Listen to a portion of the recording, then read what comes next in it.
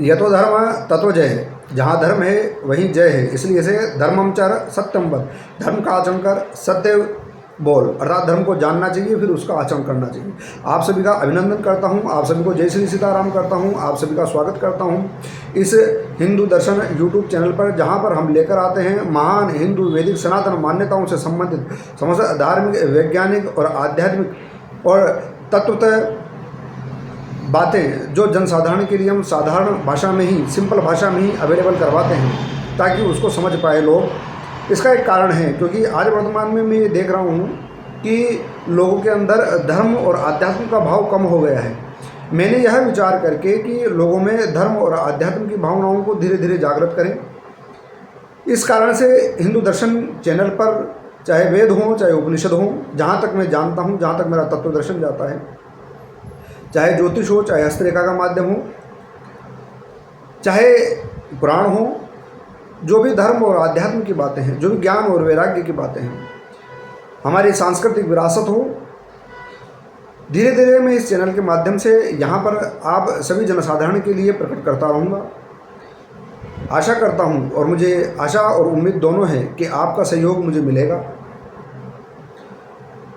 तो जैसा कि विदित है कि अभी हम श्रीमद् भागवत महापुराण से भी धर्म और आध्यात्म और संन्यास के विषय में आपके समक्ष तथ्य प्रस्तुत कर रहे हैं और इसी के साथ साथ हस्तरेखा पर भी हम बात कर रहे हैं ताकि लोगों को, जनसाधारण को अपने जीवन को समझने में और उसका अनुमान करने में सहायता मिले, अपना मूल्यांकन करने में सहायता मिले और व्यक्ति अधिक से अधिक सफल हो पाए। जीवन में देखो, भौतिक और आध्यात्मिक रूप से दोनों ही प्रकार से किसी व्यक्ति को सफल होना चाहिए। ऐसा नहीं केवल भौतिक रूप से हम सफल हो गए तो हमारा धर्म और आध्यात्म चला गया, और अगर हम धर्म और आध्यात्म की तरफ पूरे ही मुड़ जाएं तो हमारा संसार चला जाता है, तो व्यक्ति कंफ्यूज हो जाता है, वो कहीं कहीं नहीं रहता।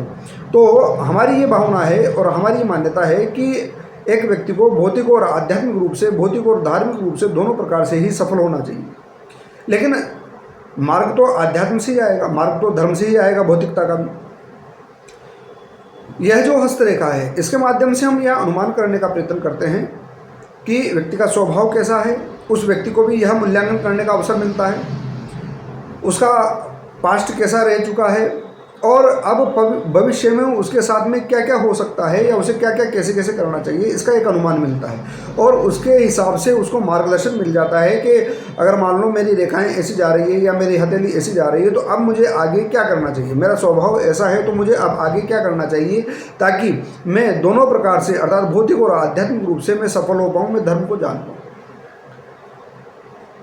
तो मित्रों, इसी क्रम में जैसा कि हमने काफ़ी सारी वीडियो आपके समक्ष रखे हैं जो हस्तरेखा से संबंधित हैं, और इसी क्रम में हम अब लेकर आ रहे हैं हस्तरेखा के संबंध में। जो ये हमारा हाथ होता है, हाथ, इसके प्रकार होते हैं। ये 7 प्रकार के हाथ बताए गए हैं, जिससे केवल हाथों को देखकर यह अनुमान लगाया जा सकता है कि व्यक्ति का स्वभाव, उसका नेचर कैसा है, उसकी मनोदशा कैसी है, उसके फ्यूचर में उसके साथ साथ क्या होना चाहिए और उसे किस अनुमान पर और किस दिशा में ठीक तरीके से कार्य करना चाहिए ताकि वो भौतिक रूप से सफल हो जाए। और यदि वो भौतिक रूप से सफल हो जाता है व्यक्ति, तो फिर वो धीरे धीरे आध्यात्म की तरफ अपने कदम और धर्म की तरफ अपने कदम बढ़ा सकता है। तो इस समस्या का भी समाधान इस चैनल के माध्यम से किया जा रहा है, तो जुड़े रहिए।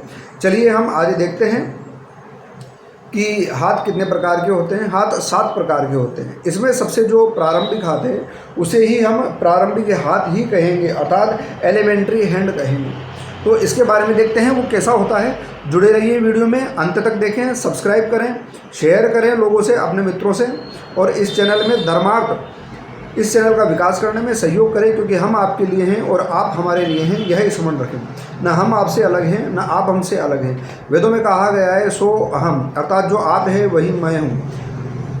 अयम आत्मा ब्रह्म, जो आपका आत्मा है वही मेरा आत्मा है और यही परमात्मा है। तो हम सब एक ही हैं, भिन्न भिन्न नहीं हैं। कृपया सहयोग करें, हमारे से आप सहयोग लें और आप हमारा सहयोग करें, और इस प्रकार से एक दूसरे का सहयोग करते हुए हम विकास को प्राप्त हों। चलिए देखते हैं हम प्रारंभिक हाथ के बारे में।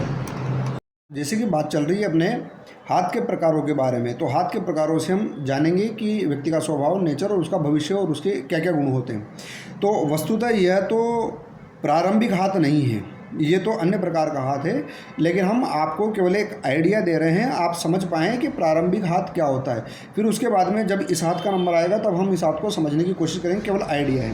तो प्रारंभिक हाथ में क्या होता है कि जिस व्यक्ति का, जिस जातक का प्रारंभिक हाथ होता है, एलिमेंट्री हैंड होता है, वह अत्यधिक सख्त होता है। अगर आप उसके हाथ को छुएंगे तो आपको लगेगा कि बहुत सख्त हाथ है।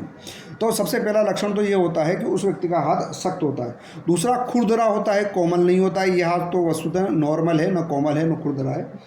और मोटी हथेली होती है, तो यह न मोटी है न पतली है, यह मध्यम साइज की है। तो जिस हाथ जातक के हाथ की जो हथेली है, यह हाथ है जो मोटा होता है, बहुत ज़्यादा मोटा होता है, उसका भी यह लक्षण है कि वह प्रारंभिक हाथ में गिना जाएगा। इसके साथ साथ और क्या क्या लक्षण हैं प्रारंभिक हाथ के, कि हथेली तो लंबी होती है और जो उंगलियां होती है वो छोटी होती है, और ये जो नाखून होते हैं, जैसे कि ये तो लंबे नाखून हैं तो उसके छोटे छोटे नाखून होंगे।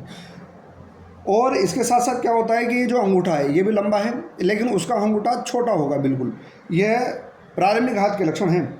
और इसके साथ साथ आप जो देखेंगे कि ये सब लक्षण हैं, इसके अलावा उसके जो हाथ में क्या मिलेगा आपको कि केवल 3 रेखाएं ही स्पष्ट रूप से दृष्टिगोचर हुई। जैसे इसमें तो बहुत सारी रेखाएं दिखाई दे रही है आपको, लेकिन उसमें क्या होगा, केवल आपको ये एक हृदय रेखा, यह एक मस्तिष्क रेखा और एक जीवन रेखा। आप समझें कि जिसका हाथ खुरदरा हो, मोटा हो, उंगलियां छोटी हो, ये जो हथेली है यह लंबी हो, नाखून छोटे हों, अंगूठा छोटा और मोटा हो, इसके साथ साथ केवल ये मूल 3 रेखाएं हैं, जीवन रेखा, मस्तिष्क रेखा और ये क्या रेखा, केवल ये 3 रेखाएं ऐसे व्यक्ति के हस्तरेखा में पाई जाती हैं। तो ऐसा व्यक्ति क्या होता है जिसका प्रारंभिक हाथ होता है, यह एक तरीके से दिमाग से और बुद्धि से, अर्थात विवेक से और मन से कम काम लेता है, और यह व्यक्ति अत्यधिक परिश्रम करने वाला होता है। और इसका दूसरा लक्षण ये होता है कि ये डरपोक तो होता है, लेकिन इसके साथ साथ हिंसक भी होता है। हिंसक व्यक्ति अधिकतर ताकतवर नहीं होते हैं, वो डरपोक होते हैं। तो जिनके हाथों में ऐसे लक्षण पाए जाए, जिनका प्रारंभिक हाथ होता है, ऐसे जातक भयभीत भी रहते हैं और हिंसक भी होते हैं, क्रूर भी होते हैं। और ऐसे जातक चूंकि इनका मन और बुद्धि कमज़ोर होती है, तो ऐसे जातकों के साथ में दूसरी समस्या ये उत्पन्न हो जाती है कि इनको अपनी भावनाओं पर और उत्तेजनाओं पर नियंत्रण नहीं हो पाता है। तो ये अनियंत्रित हो जाती है इनकी भावनाएं और उत्तेजनाएं, और अगर ये नियंत्रित करना चाहें तो वो भी बड़ी कठिनाई होती है। ऐसे जातक को बिना बात या छोटी छोटी बातों पर गुस्सा और क्रोध आता है, क्योंकि ये हिंसक होते हैं। बिना बात आपको पता ही नहीं चलेगा कि यार ये जातक कैसा है और क्यों, किस कारण से ये व्यक्ति मुझसे नाराज़ हो गया, क्यों गुस्सा कर रहा है, हिंसक हो जाएगा, अपशब्द कहने लगेगा।